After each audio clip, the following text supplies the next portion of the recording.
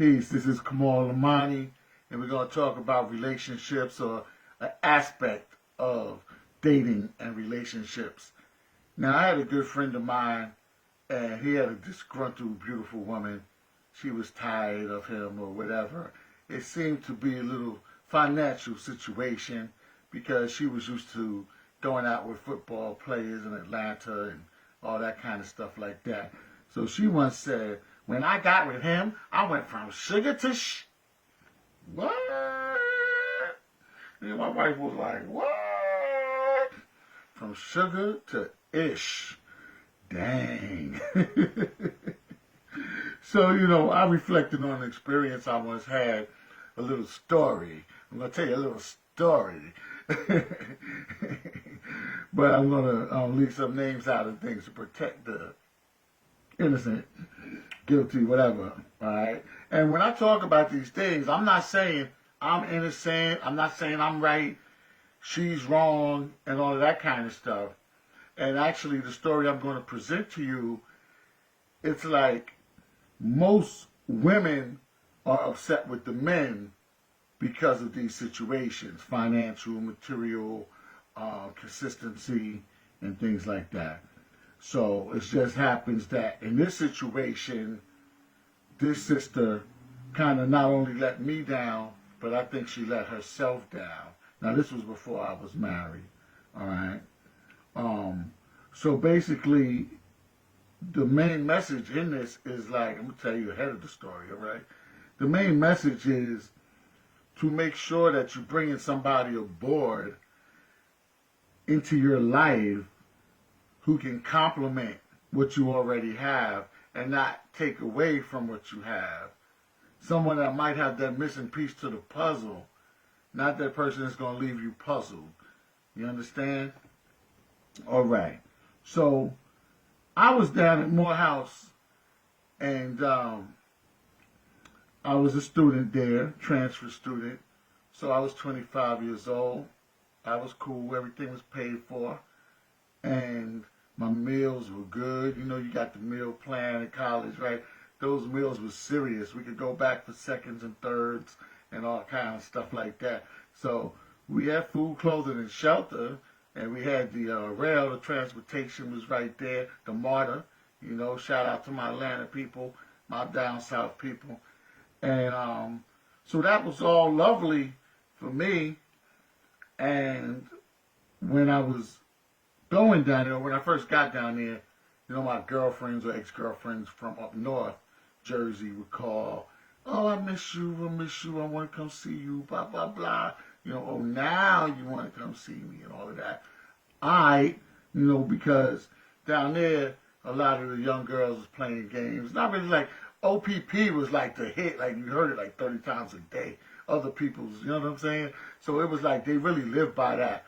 Like Spellman, Clark, at that time Morris Brown was still around. Early 90s.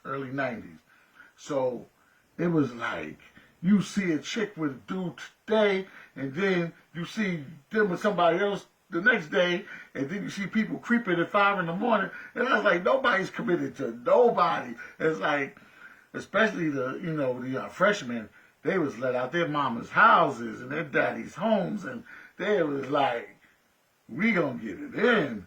So me being a little bit more, should I say mature or should I say conservative, being a 25-year-old transfer student, I was like, oh. So I kind of started considering some of my exes coming through and seeing me and all of that.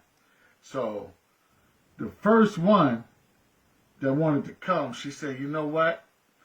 I moved to New Jersey. And pardon. I moved from Jersey to Florida. So she moved from Jersey to Florida. She's having problems with her father. And she's like, me and my father been arguing, so I'm going to move to Atlanta and be with you. I was like, whoa. Be careful. Before you come to Atlanta, make sure you have applied for college. You've been accepted to the college. Also, make sure you have applied to some jobs and you have a job. And make sure you have a car. When you get all that in place, that's when you should move to Atlanta. Don't worry. We will keep in touch. I'll be here. I didn't see any plans to commit to anybody at that point. So, one time she came and visited me. That was cool. That was lovely. She stayed for the weekend, whatever. She bounced. Then about a month later, surprise, I live in Atlanta. Surprise. Okay, so I got a car. Come to find out, the car was a Ford GOP. Get out and push. The car kept breaking down. So she got there and she dropped me to her apartment, car breaking down. Lucky she had the stick shift, which I didn't really know how to drive, but that would help, to get out and push and jump back in the car. And people was helping us on the highway.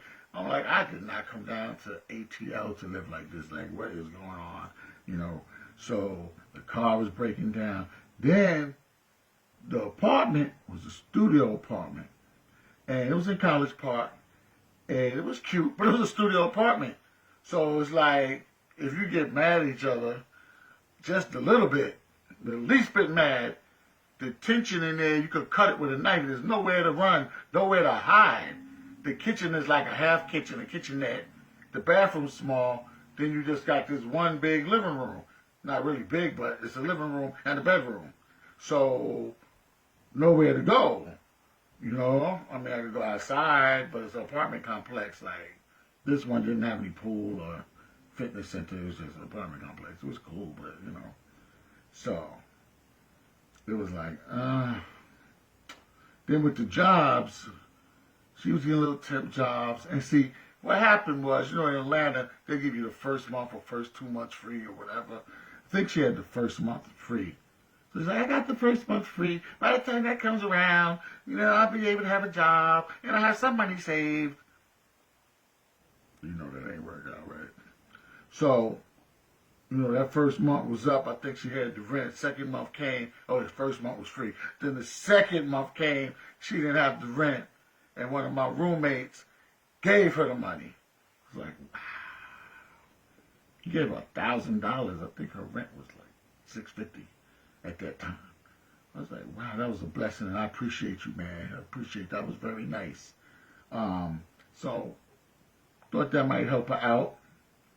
And what I'd be doing is like taking food from Morehouse, like an extra plate, and I would bring that so she could have some food, so she would have to buy all this food with groceries, because groceries was expensive.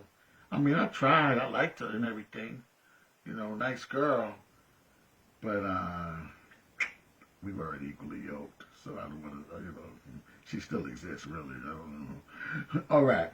So, one time she even tried to make me jealous with the security guard. Big old fat dude. I said, what is she doing? We're walking, and then she says hi to the security guard, and I keep walking, and I think she's going to keep walking, and then she's like, so, how long you been down here for? Oh, and what's your name? And I'm standing there like, will you come on? What are you doing? And she's like, wait a minute. Oh, what? It's like that? So she tried to make me tell like, I'm above all that trying to get, you don't got to do that to get to me. All you got to do is be you. I don't worry about nobody else. So I started getting a little, like I said, to cut the tension with a knife. I'm going back to Morehouse. You bugging, right? So, then, to make a long story short, she wasn't in college. She didn't get a good job. I had no more friends to pay her rent, and I wasn't going to pay her rent. Why was I going to pay her rent? Because she ain't set it up right like I told her to, number one. Number two, I was a college student with a part-time job, all right? Because I didn't go down there for all of that at that point. I wasn't ready for no marriage at that point. So, I'm like, listen, I told you what it was. Now look at where you are. You need to call your father and apologize and go back home. And that's the way the story goes. That's just the way the story goes. So, what's the moral of the story? Have your stuff together before you enter a relationship, and make sure that the person that's entering the relationship with you got their stuff together. Try to have your stuff together. Try to bring something to the table that helps the other person, that makes their life easier, not that makes it harder. Bring a solution to the problem. Where they say to every problem, a solution already exists. Bring a solution to the relationship. Bring some help. I need some help, y'all. You know, bring some help to the relationship. That's all. I still love her and forgive her from that level. But, you know, I got my wife. We good. You know. So that's it. Y'all get it? I hope so. Yeah. So I just wanted to drop that on you. Just be careful. Slow down. Slow down and think about what y'all are doing. Okay? It ain't that serious, because it will get that serious if you don't stop in the beginning and communicate and stop jumping the gun. Take your time. You know, because you know the number one mistake women make, right? Let's see how we can say this. Too soon, too quick, too fast? Yeah. So, slow it down. If the man can't wait, he can't wait. All right? He ain't the one, or it ain't the time. You can't force things. You can't. Okay? I'm Kamal Imani, author of the book, Bring Back the Butterflies, conversation piece. Check it out. It's a good thing to open up discussion with. It'll be great for Valentine's Day, birthdays, anniversaries, and just to talk it out, talk it over. All right? Lulu.com. That's where you can find it. Thank you for listening. Peace. Hotep. Assalamu alaikum. Shalom. One love. What's up? What's happening? All right? Peace.